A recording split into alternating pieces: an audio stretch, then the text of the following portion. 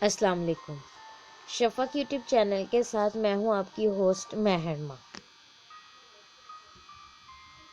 ماضی کا ڈاکٹر گیری ملر، آج کا عبداللہ احمد عمر۔ ہے آیا یورش تاتار کے افسانے سے، پاسباں مل گئے کعبے کو صنم خانے سے۔ عیسائیت کا ایک نہایت ہی مقبول اور قابل مبلغ مشرف با اسلام ہوا۔ کیا وجہ ہے کہ نہ صرف اس نے اسلام قبول کیا بلکہ پوری تندہی کے ساتھ اسلام کی تبلیغ بھی شروع کر دی۔ یہ سن 2013 کی بات ہے۔ کینیڈا کے رہائشی جن کا نام ڈاکٹر گیری ملر ہے اور وہ دنیاوی علوم کے حوالے سے نہ صرف ایک ممتاز شخصیت ہیں بلکہ ایک عیسائی مشنری سے بھی وابستہ تھے۔ ان کا یہ نظریہ تھا کہ علم ریاضی ایک ایسا مضمون ہے کہ جس کے ذریعے کسی بھی نظریے کو غلط ثابت کیا جا سکتا ہے۔ انہوں نے یہ چیلنج کیا کہ قرآن کریم جو کہ آج سے 14 صدیوں قبل کی کتاب ہے، میں اس میں غلطیاں اور تضادات نکال کر دکھاؤں گا، اور اس سارے کام کا مقصد مسلمانوں پر عیسائیت کی دھاک جمانا اور مسلمانوں کو عیسائیت کی تبلیغ اور قبولیت کی طرف راغب کرنا تھا۔ چنانچہ ایک دن ڈاکٹر ملر قرآن کریم کو لے کر اس کا بغور ترین مطالعہ کرنے بیٹھے۔ ڈاکٹر ملر نے قرآن کی ایک ایک آیت کو انتہائی باریک بینی سے پڑھا، لیکن قرآن کا مطالعہ کرنے کے بعد ہی ان کی ذہنی اور قلبی حالت یکسر تبدیل ہونی شروع ہو گئی۔ جب انہوں نے قرآن میں یہ بھی دیکھا کہ قرآن کریم تو بذات خود اپنا مطالعہ کرنے والوں کو چیلنج کرتا ہے کہ اگر اس کتاب میں کوئی تضاد، غلطی یا کمی بیشی ہے تو وہ اس کو نکال کر دکھائیں۔ ڈاکٹر گیری ملر کہتے ہیں، میرا خیال تھا کہ قرآن 14 صدیوں پرانی کتاب ہے، یہ کسی صحرا وغیرہ کے متعلق بات کرتی ہوگی، لیکن جو کچھ قرآن کریم میں ہے وہ دنیا کی کسی کتاب میں نہیں ہے۔ میں سمجھتا تھا کہ قرآن میں ان مشکلات و مصائب کا ذکر پڑھنے کو ملے گا جن سے رسول اللہ صلی اللہ علیہ وآلہ وسلم اسلام کو پھیلانے کے سلسلے میں دوچار ہوئے۔ یہ کہ رسول اللہ صلی اللہ علیہ وآلہ وسلم کی پہلی زوجہ محترمہ ام المومنین حضرت عائشہ رضی اللہ تعالی عنہا کی وفات کا ذکر وغیرہ۔ لیکن یہ دیکھ کر ڈاکٹر گیری ملر کی حیرت کی انتہا نہ رہی کہ قرآن میں مذکورہ باتوں کا کہیں پر ذکر تک نہیں ہے۔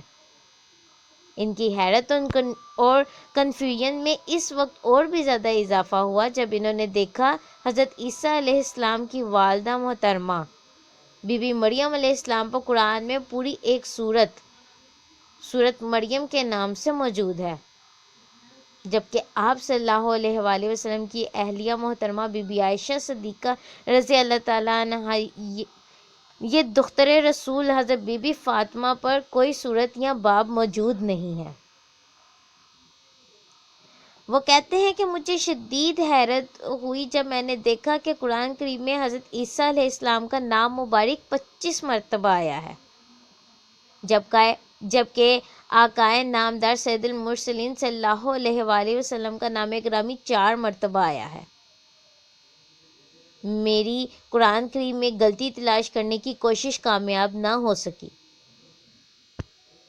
ڈاکٹر صاحب کہتے ہیں کہ میں سورۃ النساء کی آیت نمبر 82 پڑھ کر حیرت سے دھنگ رہ گیا، جو یہ ہے کہ کیا وہ لوگ قرآن پر غور نہیں کرتے، اور اگر یہ قرآن اللہ کی طرف سے نہیں ہوتا تو وہ اس میں اختلاف پاتے۔ ڈاکٹر صاحب کہتے ہیں کہ کسی بھی نظریے کو غلط ثابت کرنے کے لیے یہ ضروری ہے کہ اس میں کسی بھی قسم کی غلطی پر پھر تضاد ثابت کیا جا سکے گا، جبکہ قرآن کریم تو خود اپنے پڑھنے والوں کو یہ چیلنج، یہ دعوت دے رہا ہے کہ اس میں کوئی غلطی یا تضاد نکال کر دکھائیں، لیکن جو کوئی بھی اس میں تضاد یا غلطی نکالنے کی کوشش کرے گا وہ ناکام ہی رہے گا، کیونکہ یہ کلام عالی شان کسی انسان کا ہوتا ہے، اس میں کمی یا کوتاہی کی گنجائش ہوتی۔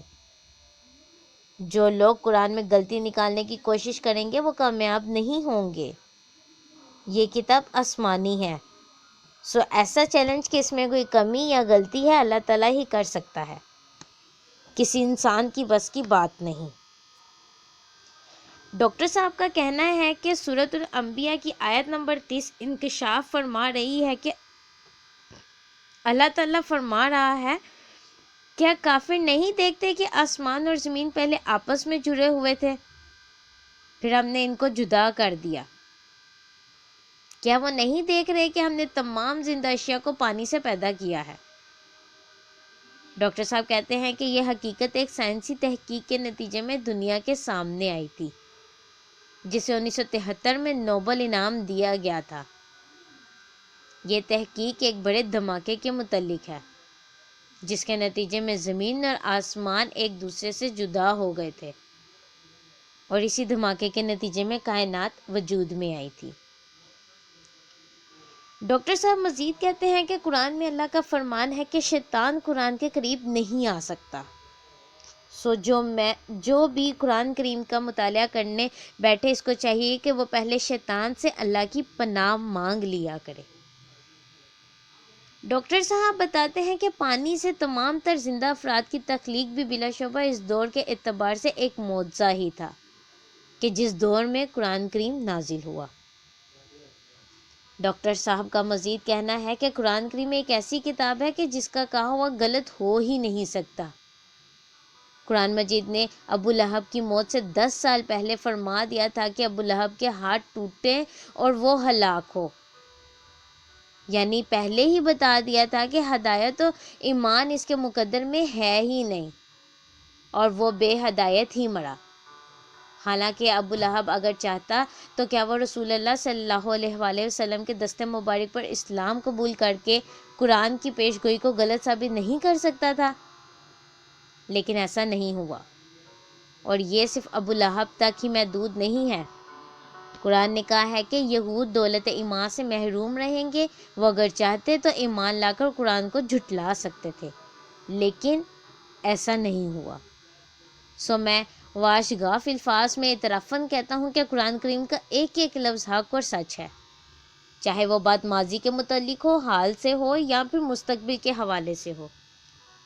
کل کا ڈاکٹر گیری ملر، جنہوں نے قرآن کریم اس نیت سے پڑھنا شروع کیا تھا کہ اس میں غلطیاں اور نقائص نکال کر عیسائیت کی تبلیغ کو مؤثر بنائیں گے، وہی ڈاکٹر گیری ملر آج قرآن کریم عظمت اور اس کی برتری کو تسلیم کرتے ہوئے واشگاف الفاظ میں اللہ تعالیٰ اور قرآن کی برتری کو تسلیم کرتے ہوئے مشرف با اسلام ہو گئے، اور دل و جان سے اسلام کی ترویج و تبلیغ میں کوشاں ہیں۔ ان کا موجودہ نام عبداللہ احمد عمر ہے۔ اور اب کچھ باتیں اپنے رب کریم سے۔ اے رب کائنات، تو حاکم الحاکمین ہے، قدر مطلق ہے، تیری دی ہوئی سب سے بڑی دولت ایمان کی ہے۔ روز محشر اسی پر بندے کی بولی اور نجات و بخشش ہوگی۔ تو دلوں کی کیفیت بدلنے پر قادر ہے۔ تو اپنی شریعت اور اپنے محبوب صلی اللہ علیہ وآلہ وسلم کی ناموس اور رسالت کی سب سے بہتر حفاظت کا ذمہ دار ہے۔ دو بدبختوں نے روزہ رسول صلی اللہ علیہ وآلہ وسلم سے رسول اللہ صلی اللہ علیہ وآلہ وسلم کا جسم اقدس نکالنے کی کوشش کی، تو نے سلطان نور الدین زنگی کو اس پر دونوں بدبختوں پر قہر الہی بنا کر بھیجا۔ چند بدبختوں نے سیدنا صدیق اکبر رضی اللہ تعالیٰ عنہ اور عمر فاروق رضی اللہ تعالیٰ عنہ کے جسم اقدس نکالنے کی ناپاک سازش کی، تو نے ان سب بدبختوں کو زمین میں ہی دفن کر ڈالا، اور قوم تاتار، جنہوں نے پوری دنیا کے وسیع حصے میں کشت و خون کا بازار گرم کیے رکھا، اتنے بلند و بالا ہڈیوں اور کھوپڑیوں کے مینار بنائے جو ایک ایک میل دور سے صاف نظر آتے تھے، تو نے ان کو بھی آخر کار دولت ایمانی سے سرفراز کر ڈالا۔ تیرے نیک بندے برما گئے تو برمی قوم نے ان نیک بندوں کو روہنگیا یعنی رحم کرنے والے کا خطاب دے ڈالا، ان کو دیکھ کر تیرا دین قبول کر ڈالا۔ جس رنبیر سنگھ نے بابری مسجد پر حملہ کیا رام مندر بنانے کی خاطر، اے اللہ تو اپنی رحمت سے اس کو محمد عامر بنا ڈال۔ جو مسجد گرانے آیا تھا 100 مسجد کا وعدہ کیے بیٹھا ہے، جس میں سے 90 مساجد بنا چکا ہے۔ جس فلم ساز نے گستاخانہ فلم بنائی تھی تو نے اس کو بھی مسلمان بنا ڈالا۔ ڈاکٹر گیری ملر، جو تیری کتاب پاک میں سے غلطیاں اور تضادات نکالنے نکلا تھا، تو نے اسے ایمان کی دولت سے سرفراز کر کے عبداللہ احمد عمر بنا ڈالا۔ تیری شان ہے، تیرے ہی اختیار میں ہے ہدایت دینا۔ اے اللہ تبارک و تعالیٰ، آج پھر تیرے محبوب صلی اللہ علیہ وآلہ وسلم کی ناموس پر حملہ ہونے کو ہے، اور تو قادر مطلق ہے، اور ہم کمزور اور ناتواں بندے تیرے فیصلے اور تیرے حکم کے منتظر ہیں کہ عین ممکن ہے کہ دنیا دیکھے کہ جو شخص حق بنانے والا نکلا تھا یا حقے بنانے والا نکلا تھا، وہ بھی تیری رحمت سے کفر کو چھوڑ کر اسلام میں داخل ہو گیا۔ ہم تیری بارگاہ میں گڑگڑانے اور گریہ زاری کی بھی اہل نہیں ہیں، کیونکہ ہمارے کثیر اعمال تیری اور تیرے رسول صلی اللہ علیہ وسلم کی رضا کے خلاف ہیں، لیکن تیرا فرمان ہے کہ میری رحمت میرے قہر پر حاوی ہے۔ اے اللہ، ہمیں ایمان نصیب فرما، اپنے نبی کی رسالت و ناموس کی حفاظت فرما، ہمیں دین پر استقامت عطا فرما، اور وہ اعمال اور کردار عطا فرما کہ عالم کفر اسلام کو دیکھے تو خود کہے کہ جس اللہ تعالیٰ اور جن رسول مقبول صلی اللہ علیہ وآلہ وسلم کے ماننے والے اتنے اس قدر بلند مرتبے اور اعلیٰ کردار کے حامل ہیں، تو وہ رب اور اس کا رسول صلی اللہ علیہ وآلہ وسلم کس قدر بلند مرتبے کے حامل ہوں گے۔ آمین یا رب العالمین۔ اس طرح کی مزید اسلامی ویڈیوز سننے کے لیے ہمارے چینل کو لائک اور سبسکرائب کرنا مت بھولیں۔ شکریہ۔